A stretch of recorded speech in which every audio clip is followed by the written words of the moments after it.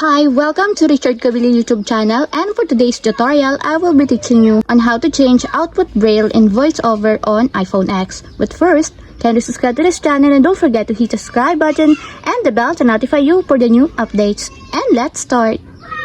Using your iPhone X from your home screen, first go to Settings. Then in the Settings, scroll down and find the Accessibility, then tap.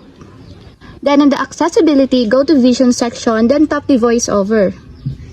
Then in the VoiceOver, scroll down again and tap the braille. Then in this part in the braille section, find the output, then tap again.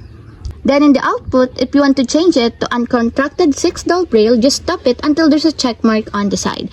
And if you want to change it to contracted braille, just tap it also until there's also a check mark on the side.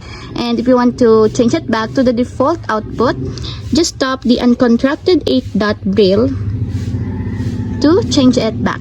And that's it. We have successfully changed output braille in voiceover on iPhone X. If you have a question, can you comment down below, and don't forget to hit the subscribe button and the bell to notify you for the new updates.